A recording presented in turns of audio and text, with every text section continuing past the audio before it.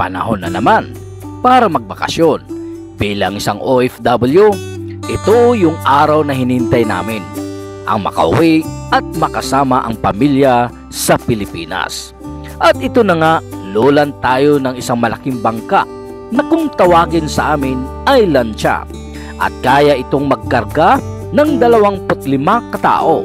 Ang pamasahe ay nasa halagang 30 pesos sa bawat isa. Kapag senior ka na o isang estudyante, may bawas pa. Pagdating naman sa karga, may dagdag po ito. Depende kung anong klaseng karga ang meron ka, tulad na lamang ng bigas, semento, kapilya at iba pa. Mahigit 1 oras ang biyahe mula sa syudad papunta sa isla. 1 beses sa isang araw lamang ang biyahe sa bangkang ito. Alas 6 ng umaga papunta ng syudad at alas 11 naman pabalik ng isla. Kung masama ang panahon, tiyak, walang biyahe. Gaano ba ka-safe ang sumakay dito? Sa lahat ng pampasahirong bangka, dumadaan ito sa inspeksyon ng ating bantay dagat. Kaya wala tayong ikakabahala pagdating sa ating kaligtasan. At mainam na rin, alamin din natin ang lagay ng panahon bago bumiyahe. Kung napapansin nyo na ang ating dinadaanan ay isang malawak na mangrove, kung saan isa rin ito ang panangga kung sakaling maalon ang karagatan. At dito rin napapangalagaan ang yamang dagat dahil dito. Mamamangha talaga tayo sa paligid. Nariyan ang puting buhangin na tila ba'y wala pang nakatira.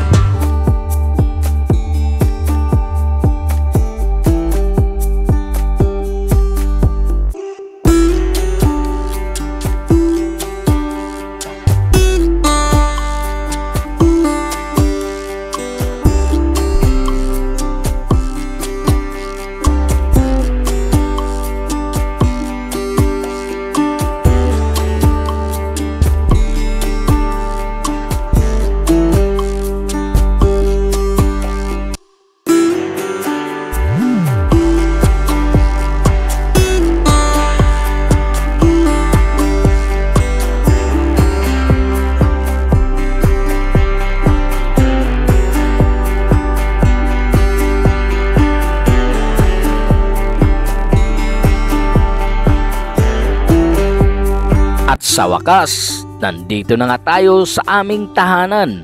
Ang sarap lang talaga sa pakiramdam na sa wakas, nandito na nga tayo muli matapos ang 1 taong pakikibaka sa malayong lugar. Sulit ang biyahe dahil lahat ay napawi dahil nga makakasama naman natin muli ang ating pamilya. Simpleng bahay sa simpleng pamumuhay. Kung dati halos nakipagsiksikan kami dito sa loob. Pero sa ngayon, dahil lahat ng kanilang mga anak ay may sarili ng pamilya.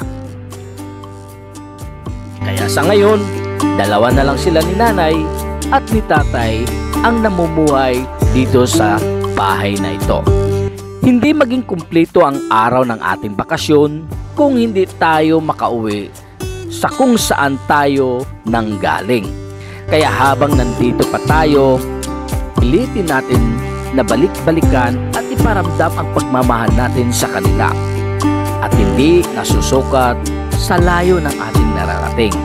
Sa unang araw ko pa lang dito sa bahay nila nanay at tatay, maglinis muna tayo. Pinapalitan ko muna ng takip ang upuan para maging bago sa paningin. Tumulong na rin yung nanay ko. Pagkatapos dito, tumayo ako at tapos dito, doon naman tayo magkuskus sa CR. Kuskus dito, kuskus doon. Yun lang talaga ang ating may babalik sa kanila. Pansin ko rin, pinaglutuan tayo ni tatay. Ramdam ko pa rin ang pananabik nila na pagsilbihan tayo ulit. Kaya tuloy, di maiwasan, ito yung lagi nating hinahanap sa kanila. Ang walang sawang pag-aaruga at pagmamahal na walang makakapantay. Sa pangalawang araw ko dito sa bahay, naisipan kong printurahan at ayusin ang bahay nila nanay at tatay. Beige ang napili kong kulay. Tamang-tama, nandito din ang panganay namin. Siya na lang din ang pinapagawa ko. Inumpisahan agad namin sa harapan para magmukhang bago na ulit ang bahay nila nanay at tatay. Sa pagkakataong ito, abot tainga ang ngiti nila nanay at tatay. Hindi na masilan kami sa pagpahid. Kunting linis lang ng pader, diretso na agad ang pahid. Masipag din naman kasi si kuya, kaya sinamantala ko na. Kunting kwentuhan lang kami dito at tumulong na rin ako sa bandang gilid. Sa may bandang gilid. Kaya ang masasabi ko, talagang sulit ang bakasyon ko dito sa probinsya. Hindi na natin kailangan ng magarbo at hindi na natin kailangan ng magarbo. Ang mahalaga naman sa kanila ang pag-uwi natin sa kanila.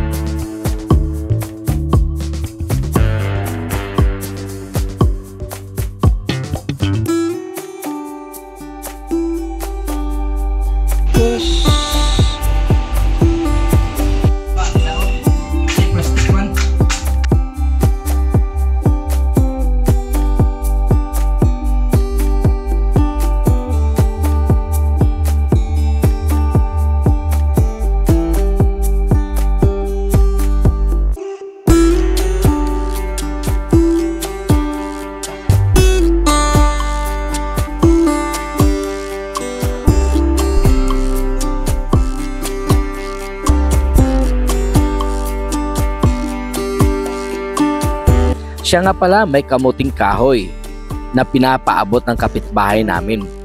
Shout out sa kapitbahay namin. Salamat sa kamuting kahoy. Sa wakas, nakakain na rin ako ng ganitong klaseng pagkain. Ang kamuting kahoy na tinatawag sa amin ay kalibre, kung sa English ay kasaba. Ito ang pambansang kanin namin sa probinsya noon. Maraming magagawang kakanin ang kasaba na hanggang ngayon nanatili pa rin sa probinsya namin ang paggawa nito. Tara, atin muling balikan ang ating pinagmulan.